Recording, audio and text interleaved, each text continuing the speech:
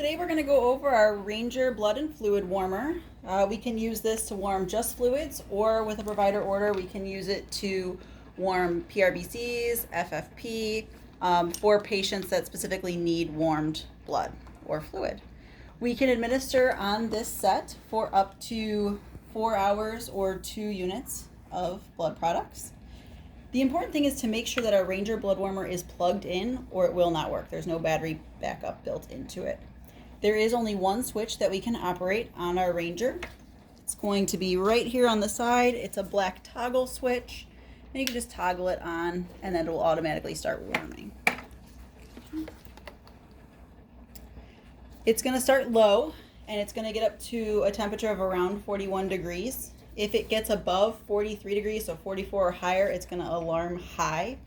If that ever happens while you are using this for a patient, you want to make sure you turn off the machine and let it sit for 10 seconds.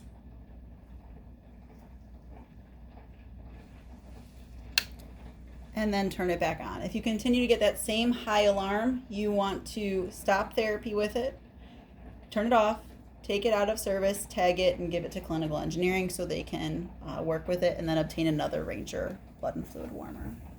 The other thing that's important with this is to make sure it's lower than the patient's heart. So wherever they're laying with their head a bed up, you just want to make sure it's always maintained below that level. And that's just to ensure no air goes to the patient, since the Ranger does not have a built-in air detector. Today, we are going to actually administer our blood through our Baxter pump. So it's going to go from our blood tubing to our Baxter pump, to our Ranger and Ranger tubing, to our patient. So we don't so much have to worry about air as long as we prime correctly, as the pump will pick up air. If you were just using the Ranger and flowing through it by gravity, then when you spike your fluids, you want to make sure you get all of the air out of the bag. So in this case, with the normal saline bag, to remove the air from the system, you would want to spike the tubing, or spike the bag, unspike, set it down on a hard surface so that the air comes out of the top, and then respike. You could also clean this with alcohol and use a blunt ml or a blunt syringe to remove the air from the system too. And then the blood bag would normally come up without air in it anyways. So I have my packed cells and my normal saline connected to my normal blood tubing that I would use. For the Ranger, I need to grab this long Ranger tubing. It has like a pliable, almost floppy disk kind of side to it, and then a hard plastic side with the Ranger label that does have a couple of pictures on there too to help you with loading. So when I go to my machine, I'm going to insert the soft side. Sometimes it takes a little bit of wiggle, but you should never have to be forceful. And I'm going to push it all the way in till I kind of see that frosted tubing go into the Ranger, and then I also feel it stop. You don't want to be forceful beyond that because you don't want to bend it up inside of there or it will not heat correctly. There are 2 pieces of tubing coming off of your Ranger cassette. The first is a little shorter and it has a blue cap. This is where your IV tubing is going to connect, that goes through the pump and then to the Ranger. The blood or fluid will circulate around the channels and warm, and then it will come out this side with the red tip. And because this is not very long, you really only have from here to here to get to your patient, this set does come with some extension tubing that we're going to connect. So I'm going to take this red cap off and this blue cap off and sterilely connect those. So that side's done, and then I'm going to take my blood tubing, take the cap off of the end of that, and connect it to the blue cap on my Ranger. Now I want to prime by gravity through the whole system. So I'm going to make sure that my saline is unclamped. I'm going to actually clamp it down here so that I can control it a little bit better. Unclamp my saline. Okay. Make sure all of the clamps through my Ranger are open. That one's open, this one is open, and then all of these light blue clamps are open.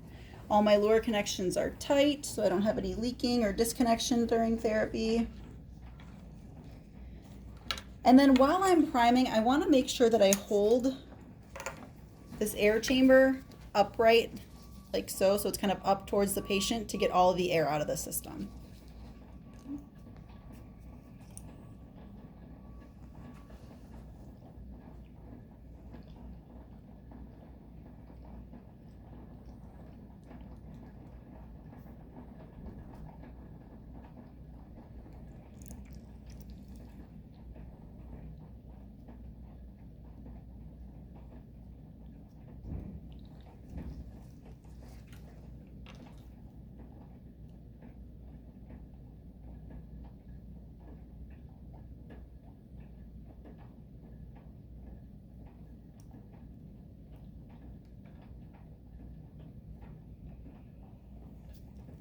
Okay. Once it's primed, I want to seat this air chamber in the silver holder that's on the side of the Ranger. So it's going to kind of go in a direction that's up to the air chamber and then down to the patient. Okay. That way any air that gets in the system goes to the top instead of towards the patient. All right. Next, I'm going to go ahead and load my tubing into my pump.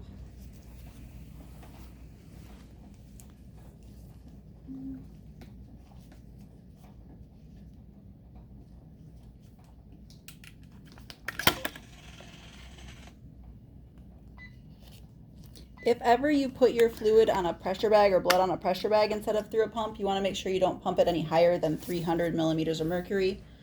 Otherwise, that's going to be too much for your Ranger cassette. Open up my clamps. I'm going to say that I'm in the ICU today because I am, but you want to choose your appropriate care area that you're in. And then I'm going to put in BL for my blood products. And I'm giving packed red cells.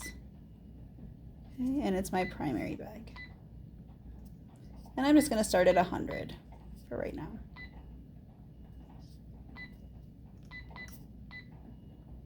Okay. Before I press run, I'm going to prepare my patient.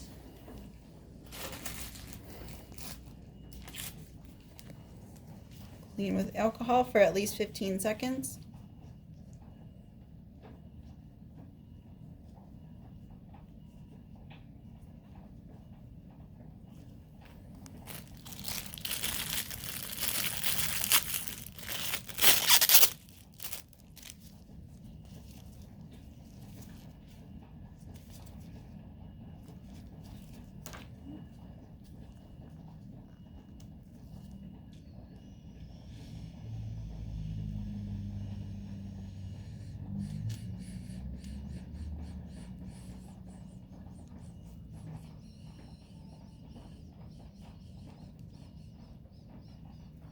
Okay, and I had a good blood return too.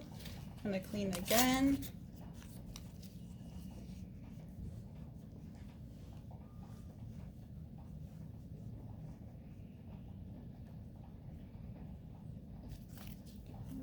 Let that dry and connect my blood tubing. Okay. I have a 20 gauge IV, but any standard IV, 22, 20, 18 that you would use for normal blood administration is fine for the Ranger. It's not giving anything under pressure, it's just warming what you have flowing through it.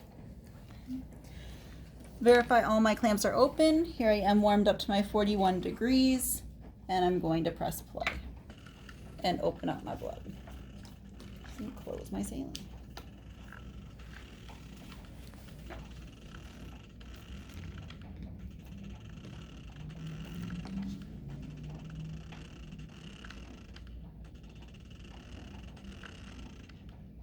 Okay, I'm seeing my drips. So then I'm going to let therapy run as ordered. I believe we talked about high alarms with this. What we did not talk about was low alarms. So if ever you get a low alarm on the screen, that can mean that either the heat plate's not working, which is nothing we can fix, or it could mean that maybe you have some cooled fluids that are running through there, or cool items that you're trying to put through, and then it's going to have a hard time getting it to that 41 degrees, so it's going to alarm. What you can try doing is that same trick we used for a high alarm and turning off the machine, waiting at least 10 seconds, and then turning it back on. Again, if you continue to get the same temperature alarms, we need to take it out of service and tag it for clinical engineering, and then find another Ranger blood warmer to use. We're going to do our same blood checks, and we're going to fast forward this and say that our infusion is complete so that I can show you how to unload our set. So I'm going to stop my therapy. I don't like things alarming in my ear while I'm trying to take things down, so I am going to clear my program and unload my pump.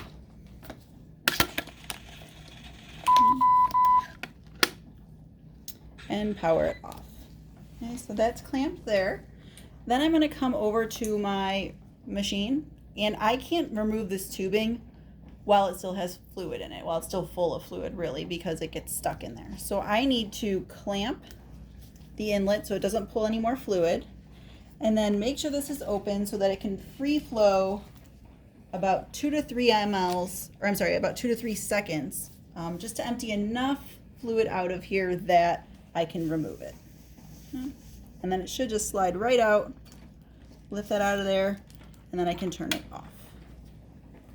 This then gets discarded like your typical blood tubing into a biohazard bag.